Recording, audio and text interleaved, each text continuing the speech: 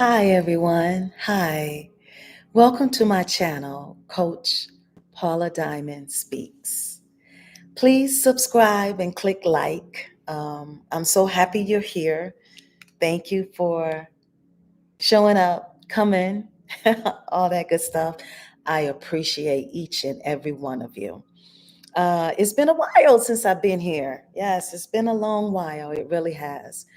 Maybe about 4 years ago, where a lot has happened since then. Um, yeah, I came out of a 38-year divorce last year, married to a covert narcissist. And today I want to talk on watch out for the covert narcissist. And the reason why I'm doing this is because so many of us ladies out there are not aware of the type of men that's out there, if you're single and you're dating again. So I want to be able to share my experience with you to help you know uh, through my experience the signs and red flags that can help you stay away from these type of people. Um, I know myself, I've never heard of narcissist anything. And there are two types of narcissists. There's an overt narcissist, which are very flamboyant and obnoxious. And you pretty much know they're narcissists. They don't care that they know that you know that they're a narcissist. Um, they're straight up about it. You can see them uh, just the way that they are, and they okay with that. And then you have a covert narcissist, which they are very hard to detect. They're very smart. They're gifted. They're clever. They're deceptive. They're deceitful. Yeah, it's very hard to detect a covert narcissist. They are very good at what they do. And by the time you have figured out what you have got yourself into, for a lot of us, it ends up being whew, late in the game. I know for me, it took 38 years of marriage. And then for some of us, we are able to get out earlier, and then some don't ever get out. So I want to share with you a few um, tips and signs and traits of a covert narcissist, because I can only speak on a covert narcissist because that is where my experience is. So one of them is, I know back in the day, I didn't realize this though, because I never heard of love bombing. But that is exactly what it is. They love bomb you. They become this perfect individual, this mask that they wear.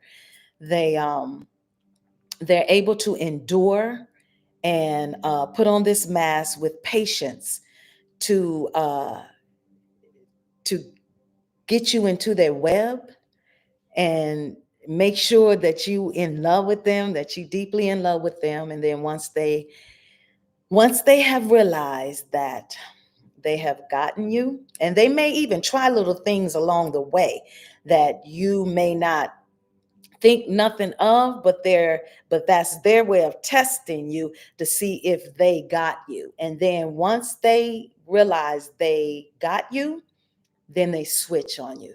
They switch on you in a manner where you kind of feel like, what happened? What's did I do something? No, you have done absolutely nothing.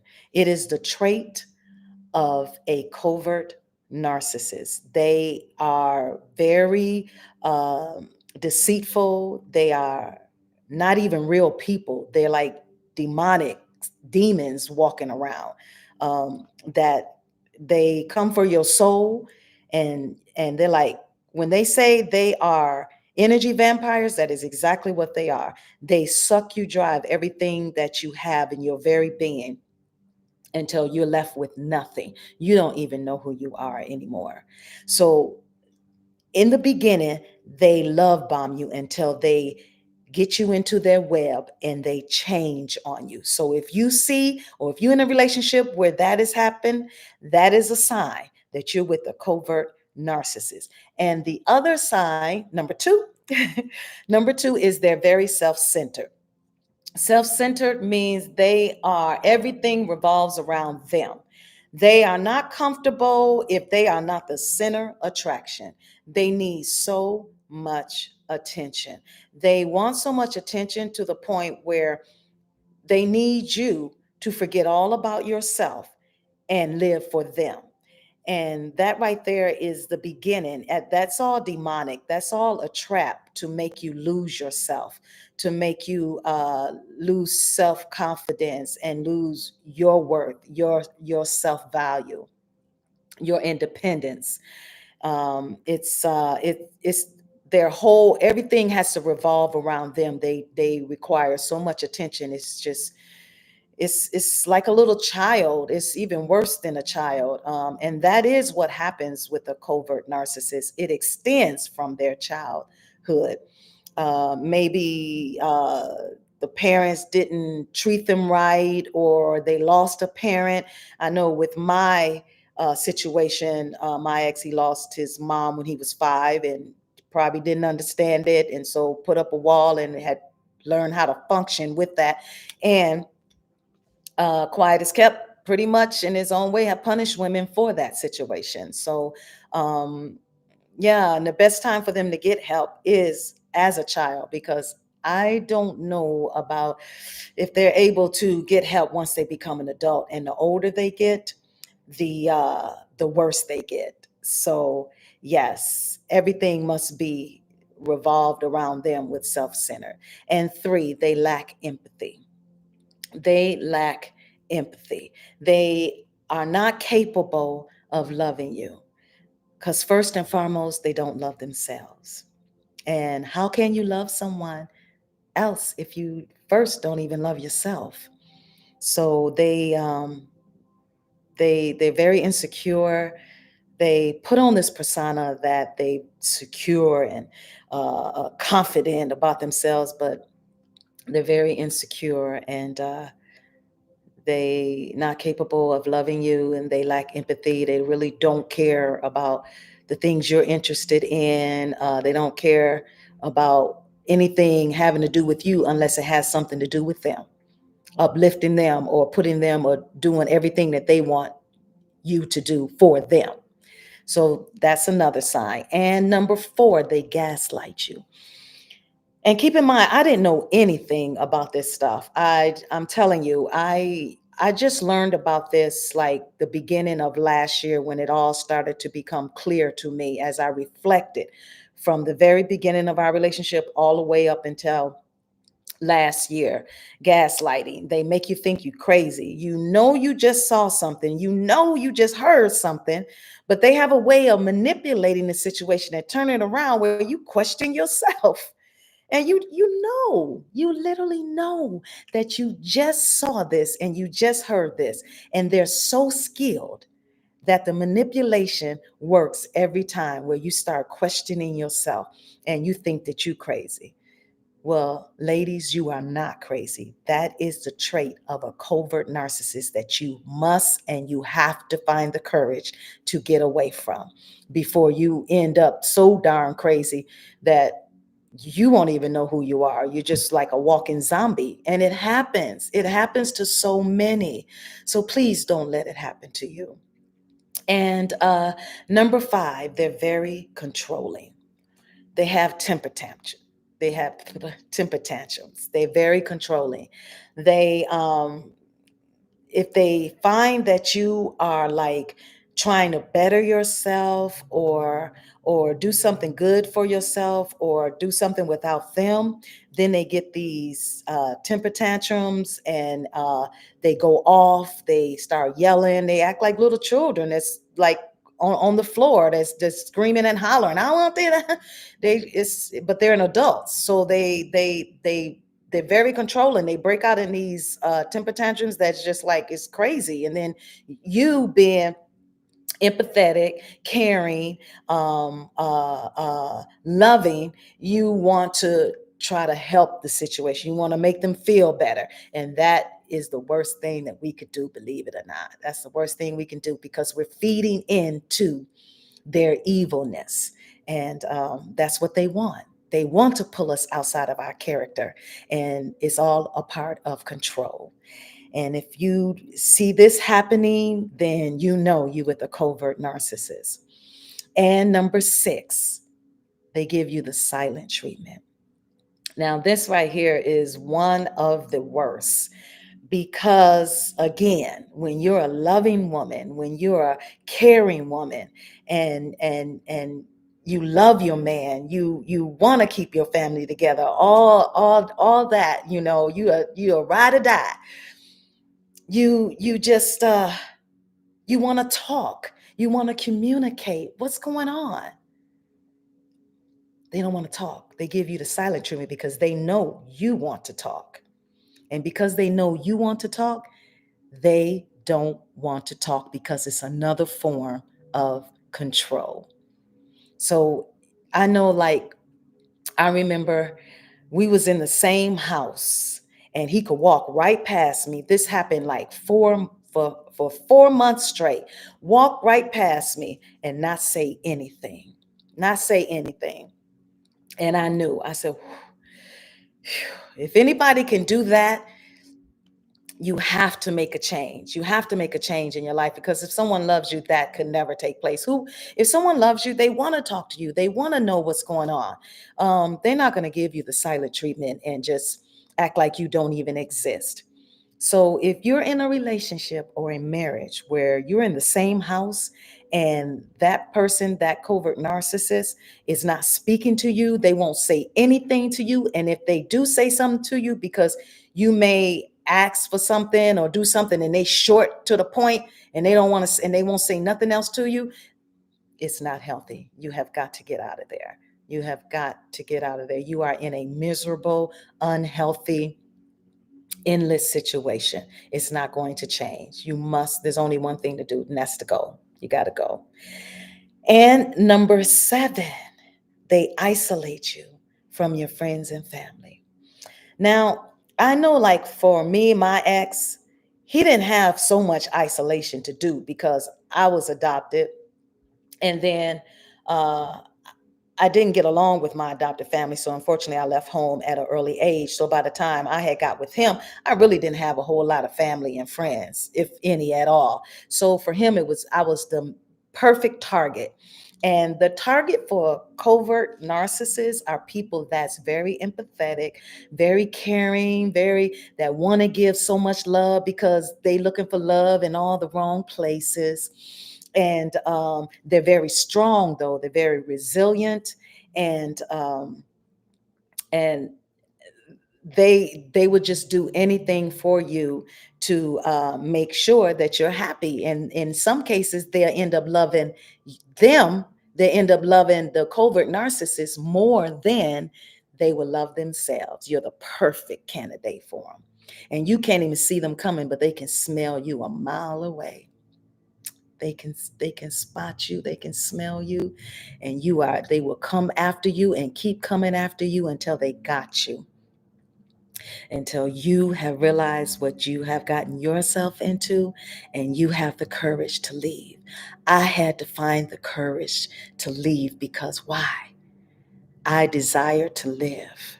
Even at 58, I didn't care anymore if I was going to be single at age 58. I had to live my life. I wanted to give myself a new beginning. And let me tell you, you get your freedom back. You get your life back. You must learn to love yourself. When you start working on yourself and learning to love yourself, you won't accept certain things. You won't tolerate certain things. And,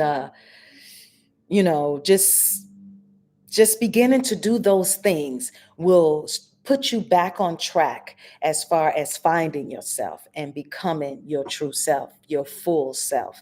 So if you're with someone that's trying to isolate you from your friends and your family, please be mindful, watch out, be careful that you could be with a covert narcissist.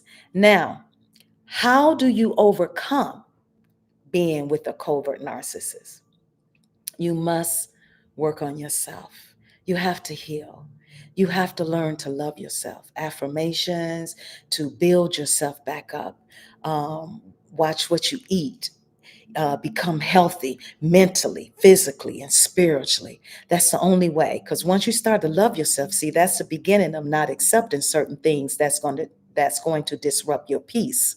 So that is the beginning of it. And then everything else will fall in line, because as you begin to love yourself, you will not attract certain things in your life that will bring harm to you or confusion.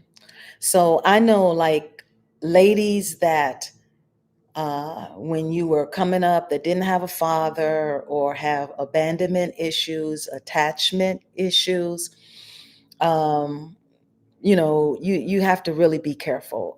These men out here, like I said, they can spot you a mile away, and you won't see them coming because they're so good with the mask until you're actually in their web.